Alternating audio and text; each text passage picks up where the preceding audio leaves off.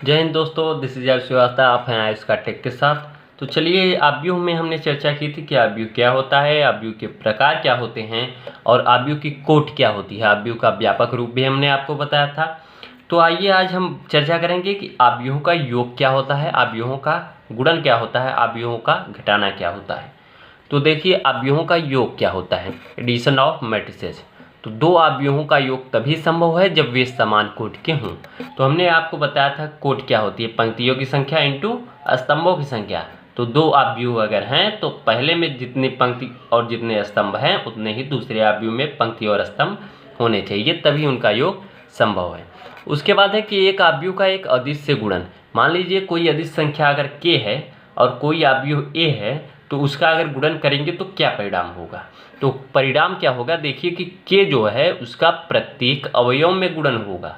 ध्यान दीजिए कि 2 में गुणा होगा जब 2k हो जाएगा, उसके बाद 3 में गुणा होगा 3k, उसके बाद 3 में होगा 3k, उसके बाद 6 में होगा 6k। तो ये गुणन हो गया अदिश का। मान लीजिए जैसे 2 है, 2 अगर कोई अदिश है तो यहाँ पर आव्यूह जो है 2 3 3 2, ठीक।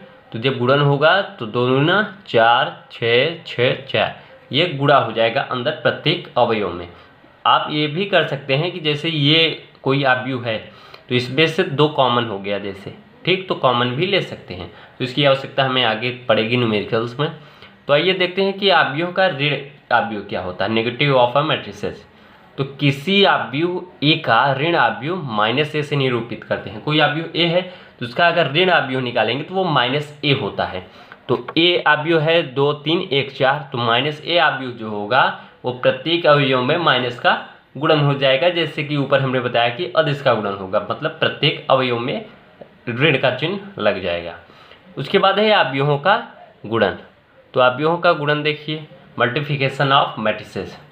दो आव्यूहों ए और बी का गुणनफल तभी ए बी परिभाषित होता है जब ए के स्तंभों की संख्या बी की पंक्तियों की संख्या के समान होती है। मान लीजिए कोई आव्यूह ए है, कोई आव्यूह बी है, उनका गुणन ए बी तभी संभव होगा जब ए आव्यूह में जितने स्तंभ हैं उतने बी आव्यूह में पंक्ति होने चाहिए।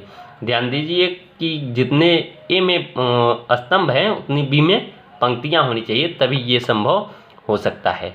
उसके बाद है कि इसके कुछ गुणधर्म हैं। ध्यान दीजिए कि a इंटू बी, अगर एक गुणित b संभव है तो आवश्यक नहीं है कि b इंटू ए भी संभव हो। मान लीजिए जैसे कोई आव्यूह हैं 2, तो इनमें देखिए पंक्ति कितनी है, 1, इसमें कितनी पंक्ति है 1, इसमें स्तंभ कितने हैं 2, इसमें स्तंभ कितने हैं 3, तो ये संभव नहीं है। अगर इसमें स्तंभों की संख्या 2 है, ठीक, तो इसमें पंक्तियों की संख्या 2 होनी चाहिए। और उसके बाद इसमें ध्यान दीजिए, जैसे हम बना दे रहे हैं कि इसमें स्तंभों की संख्या 2 है, इसमें पंक्तियों की संख्या 2, तो इनका गुणन संभव है। लेकिन अब इसमें देखिए स्तंभों की संख्या कितनी है 1 2 3, लेकिन पंक्तियों की संख्या इसमें कितनी है, इसमें 1 है, इसलिए इनका गुणनफल संभव नहीं है। लेकिन इधर से संभव है, a इंटू बी संभव है, लेकिन b इंटू ए संभव नहीं है।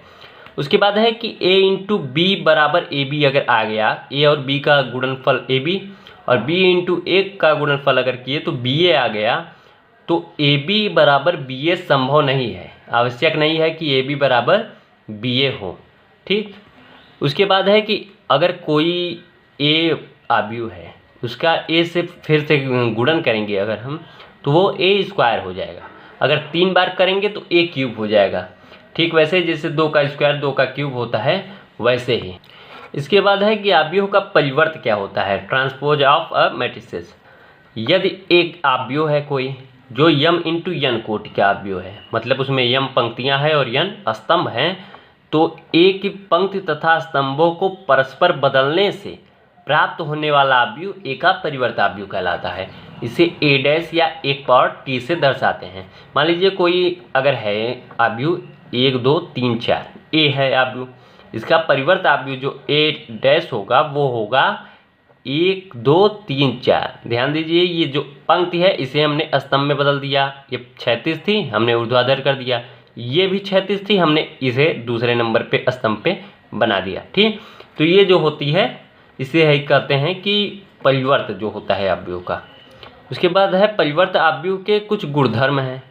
तो जैसे देखिए, अगर एक बार हमने परिवर्त किया तो एक पावर टी हो गया, उसके बाद हमने दोबारा उसे परिवर्त कर दिया, ठीक, तो वो वापस से ही वही आव्यूह बन जाएगा। जैसे इसे हमने चेंज किया, ये एक डैश हो गया, उसके बाद अगर हम फिर से चेंज करेंगे तो एक यहीं रहेगा, 3 नीचे चला आएगा, 2 ऊपर चला जाएगा, 4 यहीं रहेगा, तो वापस से ए आव्यूह बन जाएगा।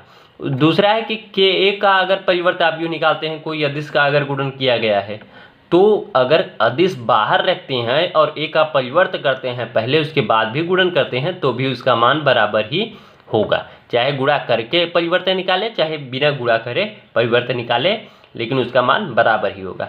अगर मान लीजिए 2 आव्यूह जोड़े गए हैं, उसके बाद उनका परिवर्तन निकाला गया है, तो उनका मान भी उतना ही होगा अगर इन दोनों को अलग अलग परिवर्तन करके तब जोड़ा जाए, ठीक।